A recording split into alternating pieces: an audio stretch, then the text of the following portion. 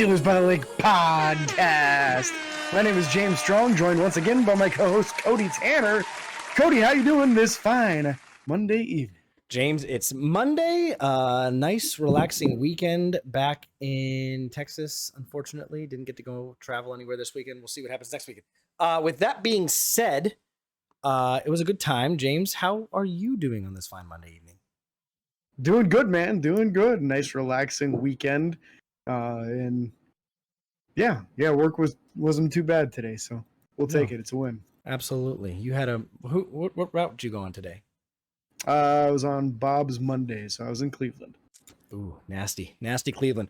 We'll get to Cleveland another week. This week, we are going to go over, obviously, the Steelers news, the updates, roster moves, all that stuff, the schedule release, a big one as well. And then we're going to get into the Baltimore Ravens draft this week and talk about who they picked up in this year's draft, if we think they'll be a threat, or if we think they'll just be another rat bird going down the toilet bowl. So we'll discuss that here shortly. So, James, we're going to start off real quick with Steelers releasing Arthur Maulet, cornerback, who's been on the team for, I want to say, 3 years now? Maybe more?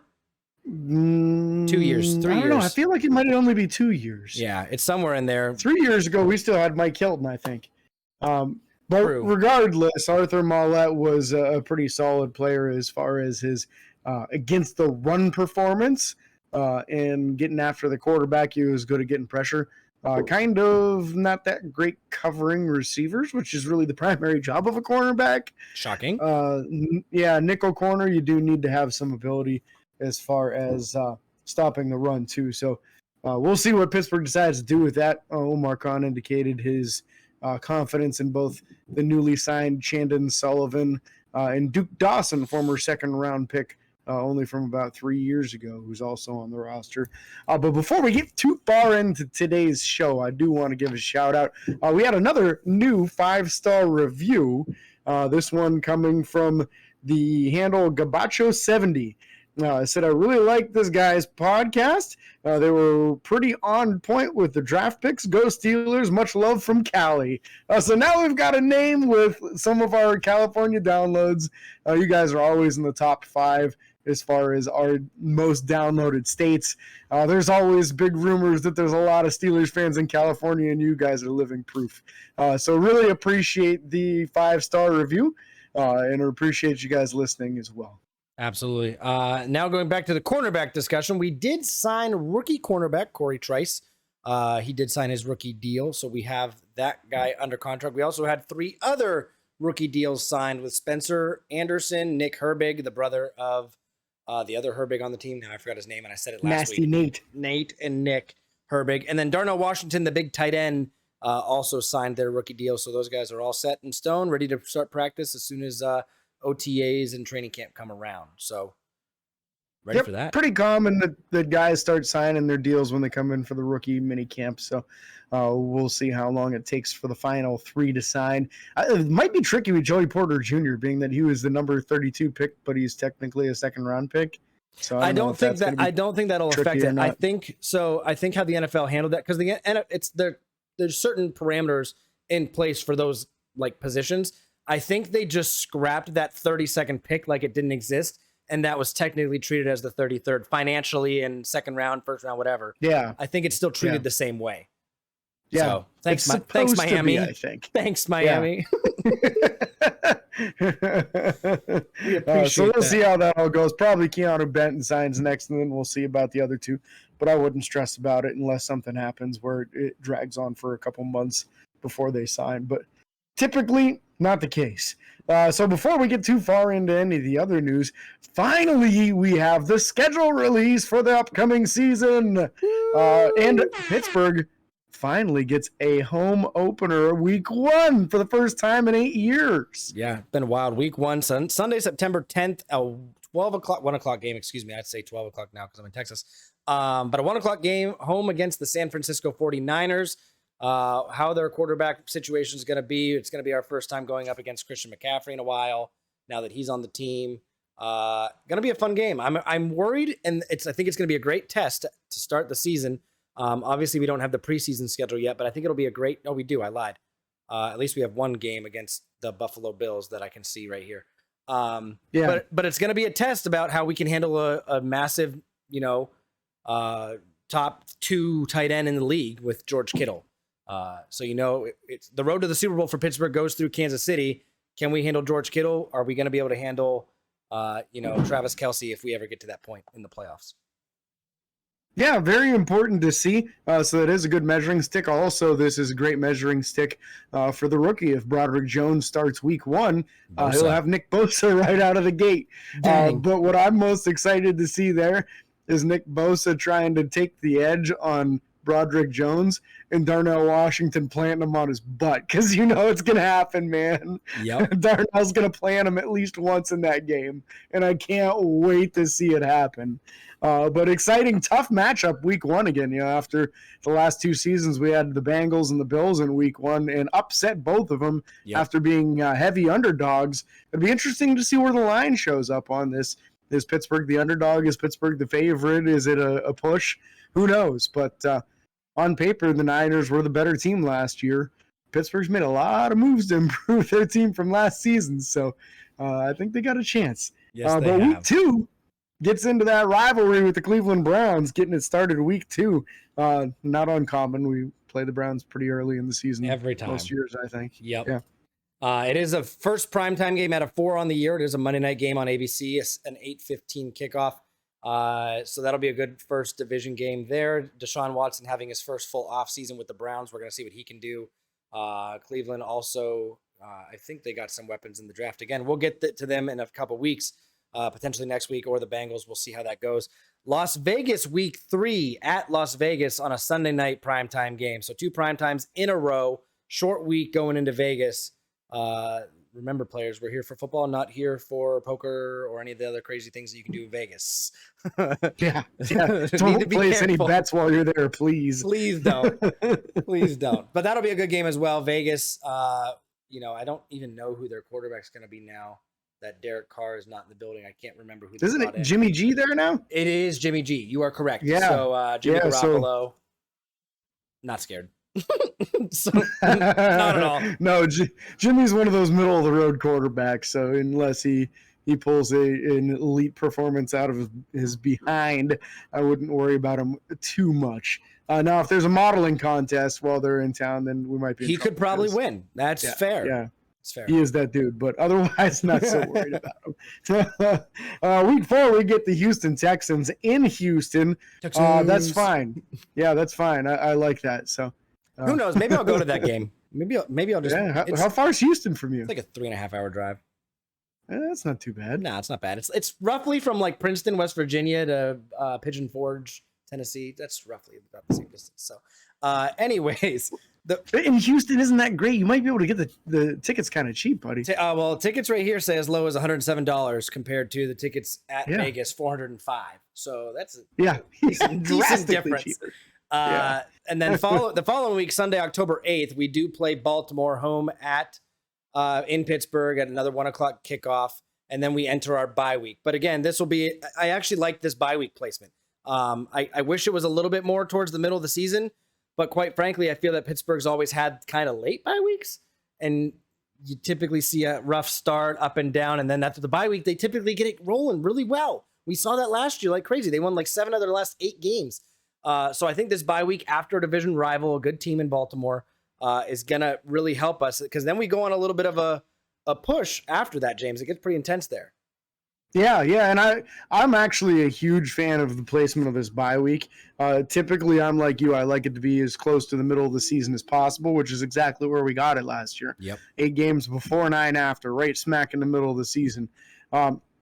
I think this is advantageous for Pittsburgh because this gives you an opportunity. I mean, a few of these teams are kind of tough here. The Ravens always play the Steelers tough. The Browns do have some weapons offensively, and then the Niners won't be an easy matchup either, I'm sure. This gives you an opportunity to try to make some adjustments and maybe even trade if there's some glaring holes. Like if your nickel corner is getting smoked every week and you just don't have an answer on the roster, This gives you an opportunity to try to trade for somebody early in the year. And we saw what Pittsburgh's coaching staff was able to do last year. They scored about 7 points a game more in the second half than they did in the first half. They went from 99 yards a game rushing to 150 yards a game rushing. Everything went through the roof. Kenny Pickett's mistakes went through the basement. I had hardly any at all in the second half of the season. So I like the current coaching staff's ability to make adjustments over a bye week. It was incredible last year what they did with them. Going 7-2 after the bye was very, very good. You have to almost feel like if the bye would have come a couple weeks earlier, they might have made the playoffs. Yeah. But yeah, I'm very happy about it being that early. And then we get the Rams, and I don't even know who's left on the Rams because it's just like a big fire Aaron sale Donald. going on. You still got Aaron Donald, but Stafford's injured, right? He's questionable. I don't think he's even going to be good to go. At that point, week 7 in the year, I'm not sure what he'll have done, if he had surgery, if he's going to have rehab. I'm not sure what's going to go on with Stafford. But again, Stafford hasn't performed well recently.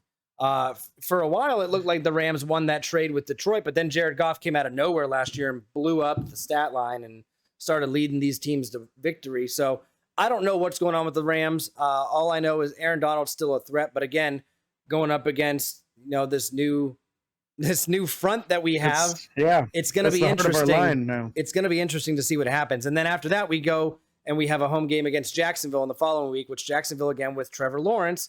And they're developing weapons. They're getting guys in there. It's going to be not as easy of a game as we would have thought Jacksonville would have been a few years ago.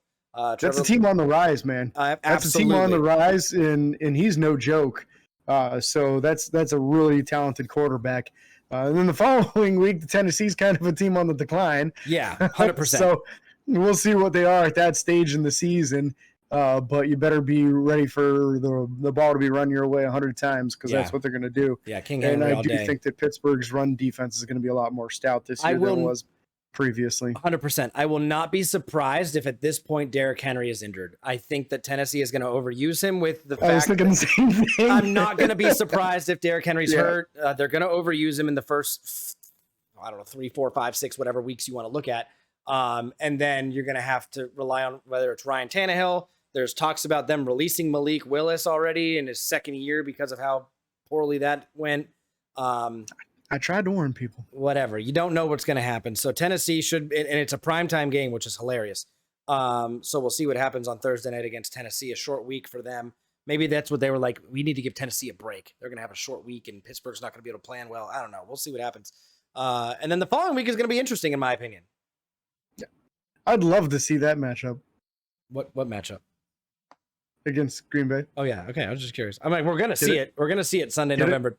You'd love to see. Wow. Jordan Love will be getting Jordan Love, the new quarterback. I hate you sometimes. Jordan Love will be getting his first season start. He's going to be playing all year now that Aaron Rodgers is in New York. He is a Jet. Awkward how he's following completely in Brett Favre's footsteps. But I am curious to see how this is going to play out. Green Bay, again, a team that is arguably just kind of rebuilding.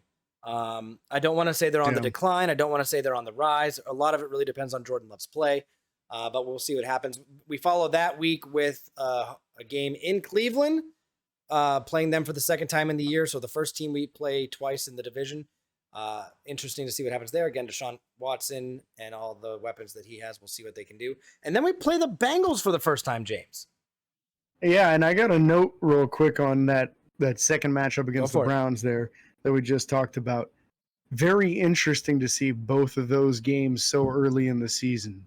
Because they don't think it's going to have a matchup or any kind of implications for the division or for the playoffs, which is why we play Baltimore week 18. But we'll get to that. Yeah, and the Bengals, too, later in the season. Yep. They're expecting Pittsburgh to be a more valid team than the Browns this year by what you're looking at on the schedule. They're not. Usually it's Browns and Steelers week 18, week 17. It's always at the end of the year. They figure it's going to be a playoff spot on the line, maybe even a possible contention for the division. Now it seems like the Bengals are going to be the favorites until somebody else shows that they can dethrone them. But with the decline of the Browns the last few years, they don't even want us playing them in December, man. Nope. So I kind of find that funny. But as you were alluding to, our first matchup with the Cincinnati Bengals a week later than that. It comes 2/3 of the way through the season, James, is our first matchup with Cincinnati, which is they're going to be wild. on all four cylinders by then. So, our secondary better be ready because this is going to be one of the most prolific passing offenses that we play the entire season. Yep. I don't think we have the Chiefs this year. So, nope. Yeah, that's going to be one of your toughest matchups as far as passing offenses. So thank God they went out and got a couple corners in the draft because by then they ought to be able to get a little experience under their belts and hopefully slow down some of those top-notch receivers the Bengals have. Absolutely. Week after that against Arizona expected to be a team that wins maybe one or two games all year. So it's nice to play them after Cincinnati because I do expect that Cincinnati game to be a very tough one. Yeah, there is drama surrounding Deshaun, or excuse me, I can't think of his name right now. Well, oh my gosh. The wide receiver, or are you talking about? Yeah, the wide receiver. Yeah. Well, I can't think of his dang name right now. Why am I DeAndre Hopkins. Yeah. There is some drama surrounding DeAndre Hopkins right now that may or may not keep him out of the he could be gone by that point. I don't know if he gets suspended, if the team just suspends him, whatever. There's some drama there going on. I'm not going to get into it, but that could play a large factor into their win column and that game in general. And they're expecting Kyler to not play most of the season, if at all, because of his injury from last year. Yep. So going to be a weird year for Pittsburgh West, which is also known as Arizona. Yeah. So after that, Mr. Connor. Yeah. After that, right. We do have our fourth and final, as of now, primetime game on another Thursday night in December, December 7th, against the New England Patriots at home. So Mac Jones and Bill Belichick come into Pittsburgh. I think that'll be an easy win. Not gonna lie, I'd knock on wood, but I don't ever count it an easy win against Bill Belichick. But I just don't see them playing well this year. But what I do like about this is that it's in Pittsburgh, so the headsets are going to work. Yes. No cheating. No cheating, that's Bill. Great. That's one level of cheating that you won't have to worry about because you're in your own house. So that's not going to be an issue. So happy to see that. At least I think that puts you in a level playing field. And I think by then it's going to be difficult for Belichick to get those boys to keep up with what Pittsburgh's offense could be and what their defense could really be as well. James, I'm calling it now, averaging 30 points a game. You know how many teams averaged 30 points a game last year, Cody? Like maybe two, not even. None. Okay, not even the Chiefs did. I want to say that we're gonna at this point we'll be the team with the most 30-point games. That's bold. It's a bold move, Cotton. We'll see if it pays off. Hashtag dodgeball. If you haven't seen it, go watch it. Yeah. Next matchup against the Indianapolis Colts. Could be another primetime game. Sunday game. It says to be determined on my end, but it doesn't say Sunday on yours. Yeah. So we do not have a time yet on that one. So I don't see them putting that on primetime because I don't see the Colts having a playoff run. No, I don't think the Colts are going to be good enough for that to be. It's probably going to be a 1:00 kick. That's in Indy, so that should get you the normal start time, a 1 p.m. game there. Following up, that game will be a Saturday game on December 23rd. We've got the Cincinnati Bengals on Saturday at 4:30. Interesting choice of time. And then after that, December game, December 31st, New Year's Eve. We will be going up against the Seattle Seahawks in Seattle at 4:05 in the afternoon on Fox. That should be an interesting game. I'm actually very curious how that one's going to go. They brought back Geno Smith. There's a lot of still positive things going on in Seattle that I'm curious to see what's going to happen. And then we follow that up with our last game of the year, 2 away games at Seattle and then at Baltimore. Again, another to be determined time slot, day slot, could be prime time. We will see what happens there. But James, and you just gotta hope that Lamar Jackson's healthy for that game, right? No, because Pittsburgh's because Pittsburgh has a really good track record against Lamar. His backups, on the other hand, give us some problems. But Lamar nowhere near as much as far as the large issues. So no, James, hope you want to know for what a I'm healthy excited Baltimore. About? You want to know what I'm excited about for the last 2 games of the year? What's that? They're the two teams of a little lady who enjoys the Seattle Seahawks and Baltimore Ravens. So I'm excited to have this rivalry start off strong, is all I'm just going to say. Oh, boy. Anyways. Good luck to you two. Yeah, it'll be a good time. I'm going to talk some trash. It's okay. All right, let's move on. We do have some news for the Cleveland Browns. Again, they're just a division rival. That's why we're going to talk about it. The Browns did trade for Zadarius Smith, a 3-time Pro Bowler, defensive end. In 2022, he had 9 sacks, 1 forced fumble. Did make the Pro Bowl, and then he also made the Pro Bowl back in 2020 and 2019. Yes. So interesting stats for him. And then, James, we also know what they gave up as well. Yeah, they gave up 2 5th-round picks, one in 2024, one in 2025. They're getting a 6th and 7th in return.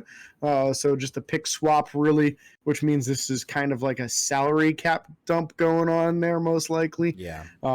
Because very minimal given up by the Browns. He is 30 years old, so his best year's probably behind him at this point. My biggest takeaway from this is looking at it, seeing that he got into the Pro Bowl with 9 sacks and 1 forced fumble. And Alex Highsmith had, 15 and a half and 4 forced fumbles and didn't get in. So, yeah, just different measuring stick getting in the NFC versus in the AFC these days. Apparently. That's for sure. The only benefit, I think, for him is the fact that he's going to have Myles Garrett on the opposite side.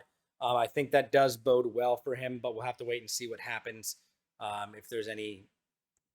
We know, Myles, we've talked about this. Myles just going to take the easy matchup every week. I know. I mean, but there isn't going to be one in Pittsburgh now. So shouldn't be. He's not going to have an easy time against us. We'll see week 2 how that winds up going.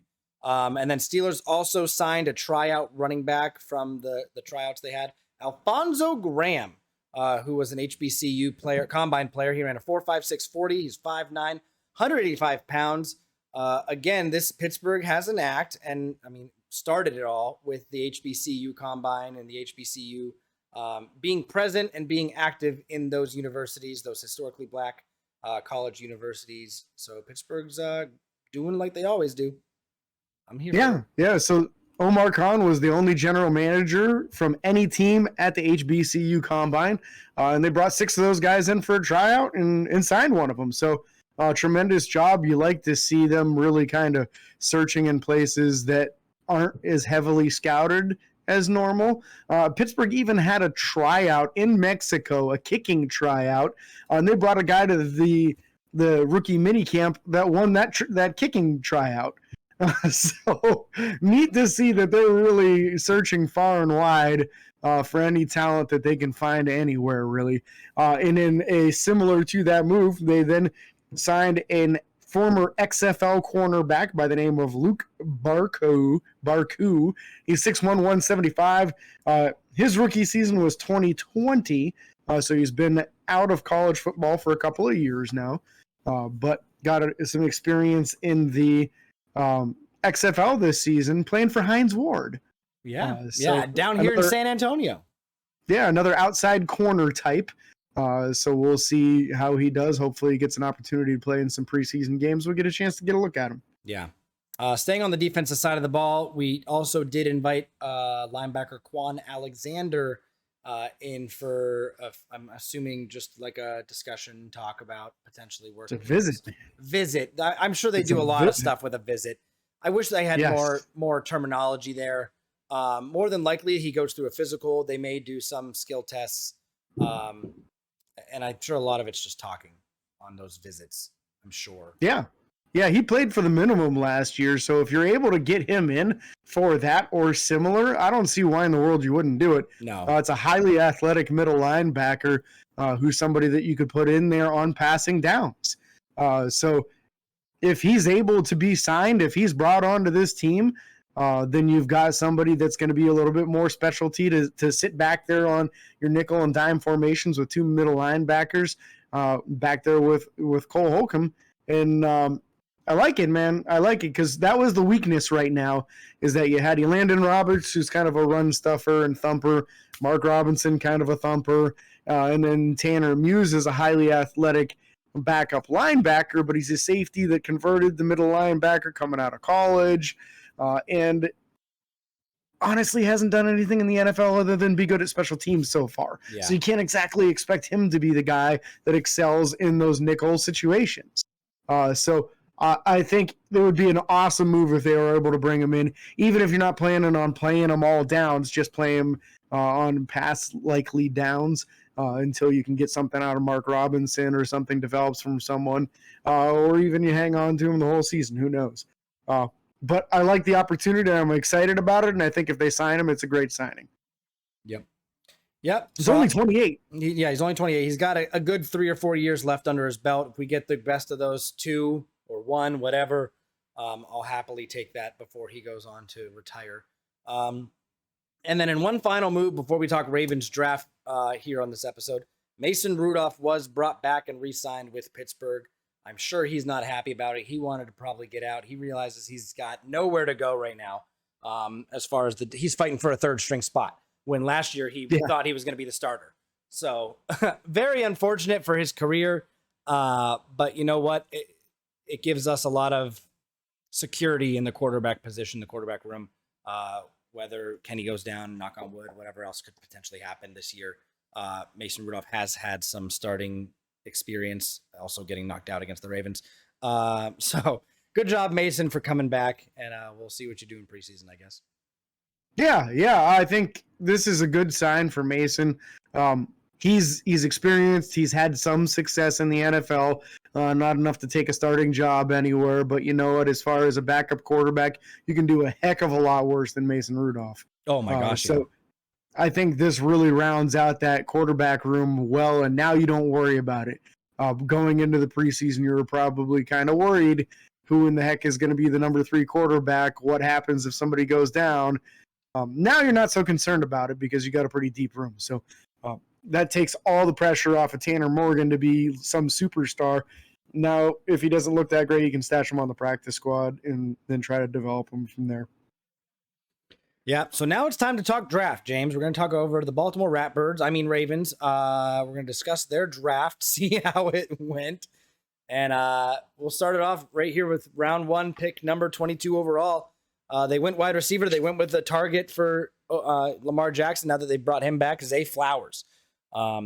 Zay Flowers is probably going to be the most talented guy that he's played with at this point, in my opinion. The guy averaged 42.9 yards after catch last season, which was drastic. Per game? No, yards after catch, 42.9. Oh, per game. Yes, per game.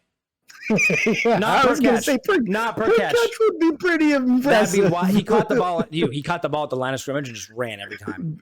Basically took it to the house on every catch. Yeah. But no, he's got the ability to do that. This is a player very similar to Hollywood Brown. Yep. That the Ravens traded away for, what did they get, like a first-round pick or something for him?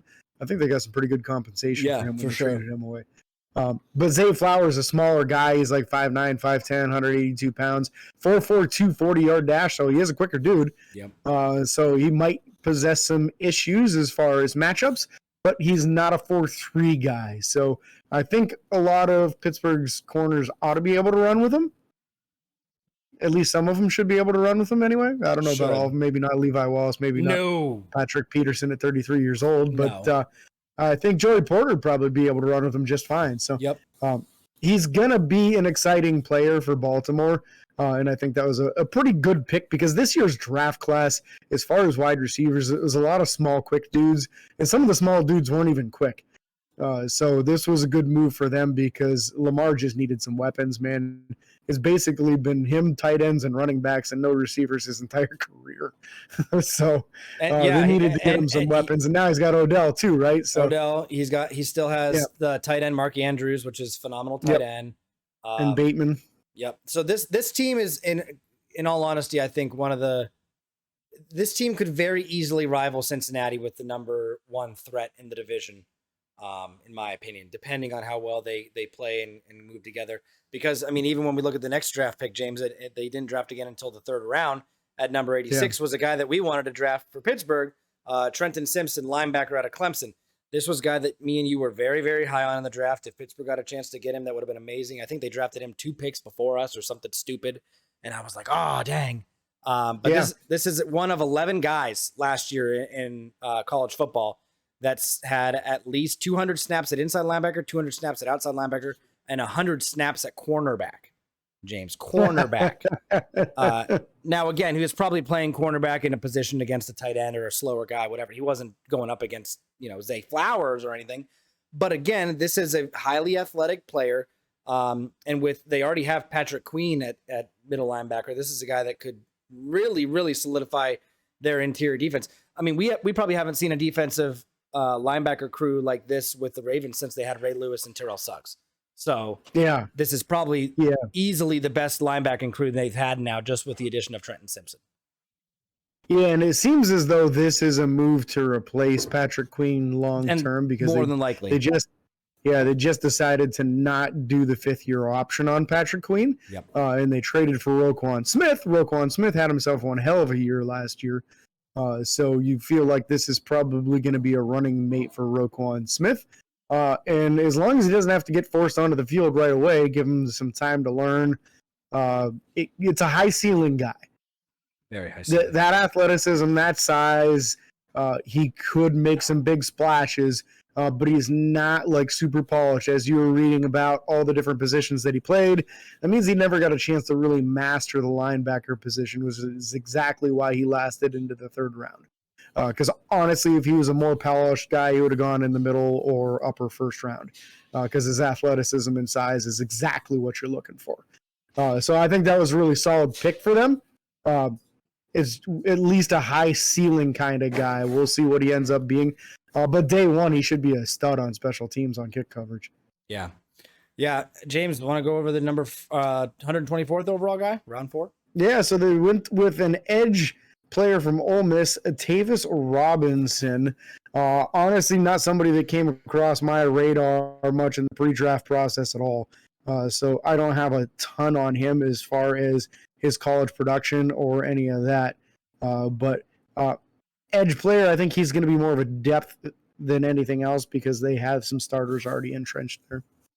Yeah, and I'm just looking to see if anything goes on here. He started all 13 games his senior year. He finished the season with 44 total tackles and 8 tackles for loss. He tallied 7 sacks and 5 forced fumbles.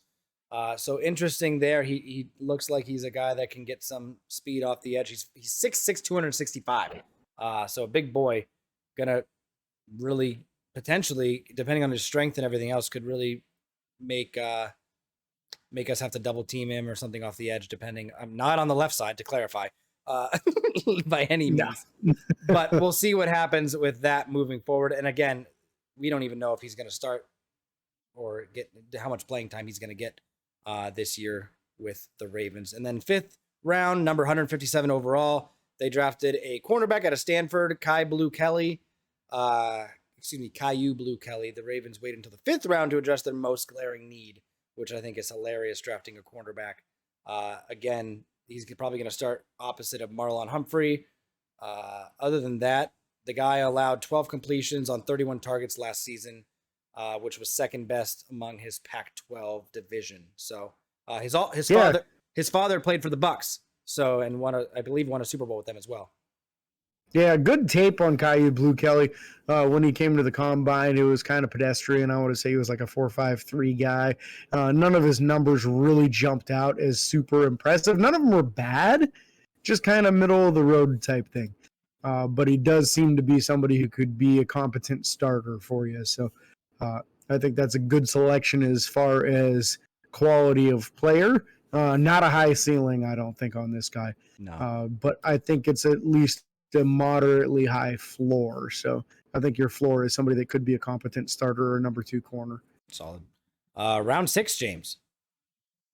Yeah, they went with a big boy on the offensive tackle. Anytime you see a name like this, I cringe because I know I'm going to butcher it. But Mara Esala Amurave Laulu with the Oregon. Malayasala Amurave Laulu. Yeah, Islander of some sort, I'm sure, which means big boy. In the 6th round, this is not anyone that they're expecting to have to start. This is going to be a depth guy. We'll see what happens. What you would expect. I think the last pick is really the one that I thought was a really nice pick on their part. when you get into the 7th round, you get guys that necessarily don't even make the team. They went with Andrew Voorhees, which you heard about us talk about him in the pre-draft process, how he tore his knee in the combine. And it wasn't just his ACL. Apparently, he tore like 2 or 3 ligaments in there. That doesn't surprise me. I'm sorry. He tore everything but the ACL. So like he tore the MCL, the PCL, like everything. Gosh. Everything but the ACL. So he's expected to be out for like 2 years recovering from this. That's crazy. But if he does fully recover, you've got yourself a really good guard that was expected to go in the 2nd round. And they did trade with the Browns for this pick to pick him too. Yeah. They actually traded away a 2024 6th round pick to Cleveland to get him in the 7th. So that shows how much a very smart move. I mean, even if he can come back next year, which I would like not rush it, but if he comes back in 2 years, you're still going to get a day 1 starter more than likely. And he recorded 38 freaking reps on the bench in the combine. With 1 leg. He did that after he tore his leg up. Yep. He couldn't plant both legs on the ground, and he outbenched everyone. If you haven't benched, you don't understand how impressive that is. Like when you bench, oftentimes you're using those legs to drive through. Yes. You drive with your legs. You plant your legs into the ground, and you drive with. He could only put 1 leg on the ground because the other one was braced from basically hip to ankle. It was almost perfectly straight. Like, just 100% arms and chest the whole way through, and he was just popping them out like there was no weight on the bar at all. It was extremely impressive. So he's a very strong individual, a good quality guard. If he's able to recover all the way to full strength, it won't be this upcoming season. It'll be the season after, which is exactly when Kevin Zeitler, their starting right guard's contract is up. Yeah. So look for that to go hand in hand. If he's able to fully recover from that, then they'll move on from Zeitler and start Voorhees, and he'll be a nightmare for the Steelers defensive linemen. Yep. Yeah, so very curious to see what happens there. Pittsburgh's going to have to draft defensive linemen here in the next few years as, Cam Hayward gets older and stuff like that. So we'll see what moves Pittsburgh makes in the future. Who knows what they do in free agency now that they've been. I mean, this was the most active we've been in free agency in a long time. Omar Khan didn't sit back and wait to see what happened. He went out there. He was aggressive all off season, and I don't expect that to be done. There's chances of other moves. Again, even when we see the bye week, if there's a glaring hole on the defense or offensive side of the ball, there's chances of trades happening. So again, we can't thank you guys enough for listening and being part of the show and just following us. We thank you guys so much. Be sure to like and follow on Facebook, Twitter, Instagram, TikTok, and YouTube. Subscribe and ring the bell. It's free. And don't forget those 5-star reviews. We'll give you a shout out on the pod. And until next time, this is your host, James and Cody, signing off. Peace.